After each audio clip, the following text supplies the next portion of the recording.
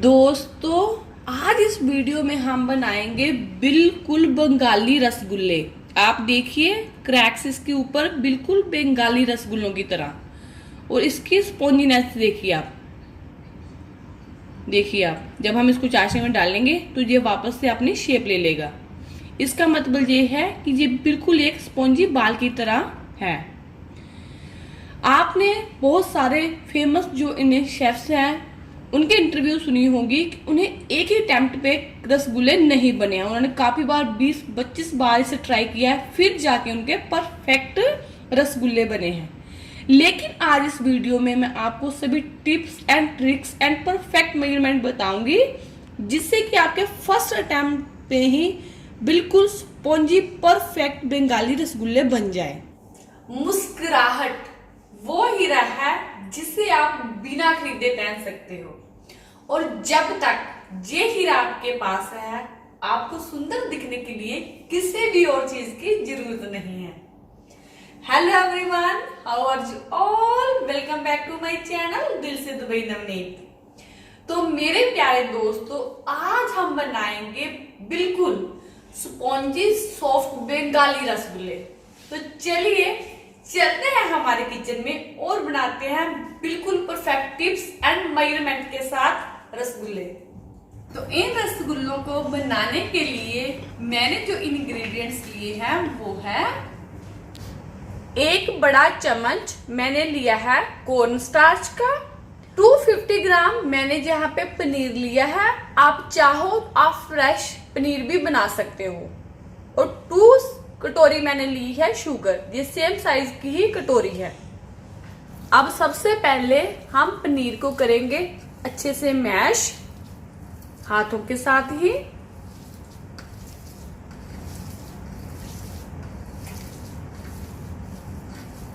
अब हम हाथों की तली के साथ इसे अच्छे से मलेंगे। हमें इसे एकदम से चिकना करना है, ऐसे मलते हुए। आप देख रहे हो कि अभी ये बिखरा बिखरा सा है, हमें इसे इतना मलना है कि इसमें एक चिकनाहट पैदा हो जाए।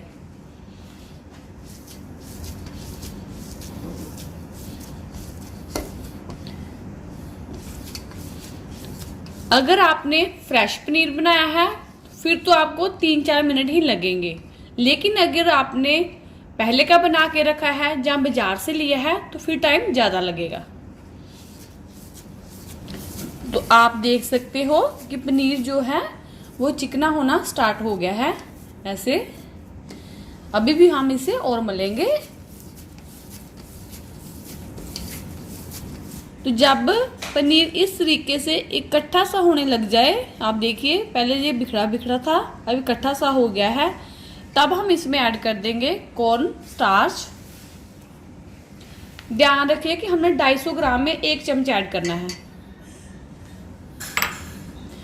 अब अगेन हम इसे अच्छे से मलेंगे। कॉर्न स्टार्च से इसकी बाइंडिंग अच्छे से होगी। अगेन सेम हम हाथों की तली के साथ ही इसे मलेंगे। तो कॉर्न स्टार्च डालने के बाद मैंने इसे 3-4 मिनट और मल लिया था, और इसकी इस टाइप की कंडीशन है पनीर और कॉर्न स्टार्च के मिक्सचर की।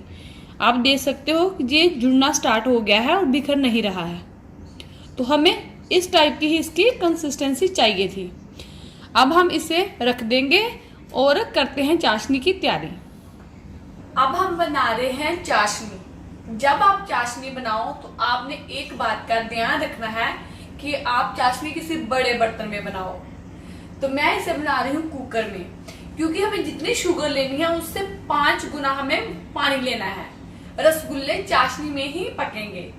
तो मैंने जहाँ पे ली है 10 कटोरी पानी की, जिसमें मैं ऐड करी हूँ 2 कटोरी शुगर, क्योंकि हमें जहाँ पे किसी भी तार की चाशनी नहीं चाहिए। शुगर को मैंने ऐड कर दिया है। अब हम इसे फुल आंच पे ही एक बॉयल आने देते हैं। आपने चाशनी ज्यादा मात्रा में ही बनानी है, क्योंकि अगर हम 1 इंच का रसगुल्ला डालेंगे तो वो फूलकर 2 इंच का हो जाएगा, और उसे पकने के लिए 4 इंच की जगह चाहिए। इसलिए आपने बड़े बर्तन में ही चाशनी बनानी है। ये सबसे इम्पोर्टेंट चीज है रसगुल्लों को बनाने के लिए। जब तक चाशनी में आ रहा है बॉयल, तब तक हम इसे इक्वल पोर्शन में डिवाइड कर लेते हैं अपने मिक्सचर को। आपने जिस भी साइज का रसगुल्ला बनाना है उतना पोर्शन आप अपने हाथों में लें मिक्सचर का, और उसे हाथों के बीचों बीच बिना प्रेशर के बिल्कुल सॉफ्टली शेप दें एक गोले की। बिल्कुल आपने सॉफ्ट हैंडों के साथ करना है। अगर आपने टाइट हैंड के साथ किया तो रसगुल्ले सख्त हो जाएंगे।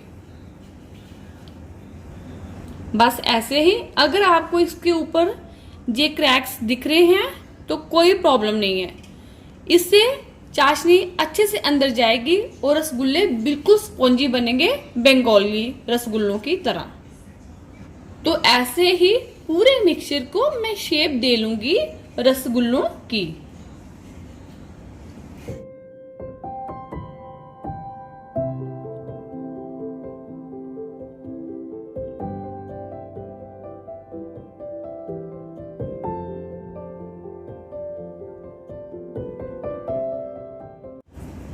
आपने बस एक ही बात का ध्यान रखना है कि हाथों का प्रेशर बिल्कुल कम होना चाहिए।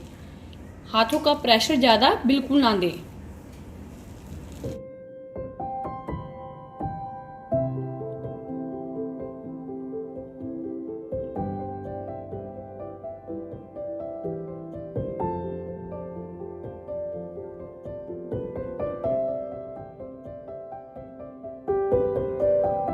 हमारी सारी बॉल्स बनकर हो गई है रेडी।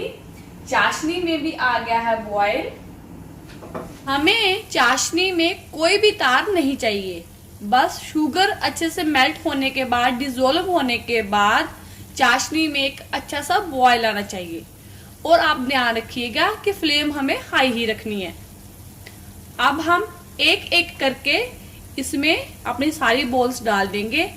आपने एक एक करके ही डालनी है, क्योंकि अगर हम इकट्ठी डाल देंगे तो चाशनी का टेम्परेचर कम हो जाएगा, जो कि हमें बिल्कुल नहीं होने देना है। इसलिए हम एक डालने के बाद थोड़ा सा रुकेंगे, फिर हम दूसरे डालेंगे।